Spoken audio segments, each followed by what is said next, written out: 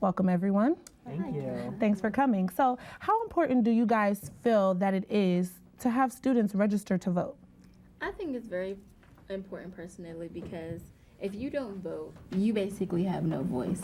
So any issue that you feel is a problem, you can't really complain about it because even though you had the opportunity to vote and you didn't vote, it's like when you had the opportunity to do so, you didn't want to change anything. So now that everything's going the way it is, you can't just complain about it when you had an opportunity.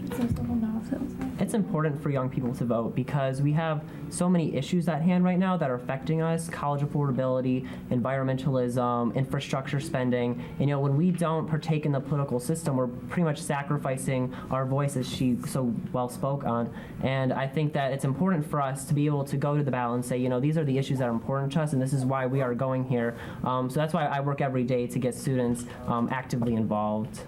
And I also think that it's important to stress the importance of why we should vote, because a lot of students simply don't know the importance because they were never informed. And I feel like having a voice as a student is important because it opens a window for you to be able to express how you feel, and then later on you can be the change in the community.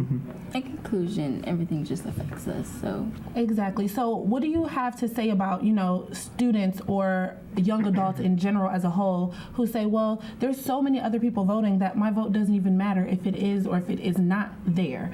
So, what do you think is, the attitude about that, oh, my vote doesn't matter because there's millions of people voting? well, you could be that one person whose vote actually counts, who could have that vote that could have changed something, and then you'll be sitting there like, well, if you did know it could have been your vote that counted, you would be like, oh, well, if I voted, then something could have changed. But since I didn't vote, it's like a penny.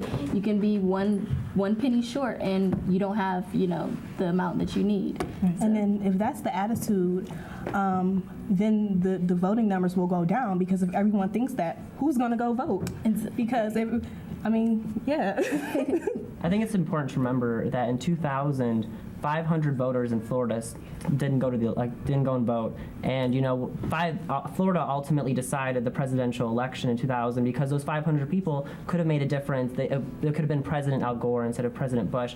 And so when people say my vote doesn't matter, I mean, even if the person who you support loses by 1 million votes, it's still the fact that you went out and you took the time to exercise your most responsible civic duty.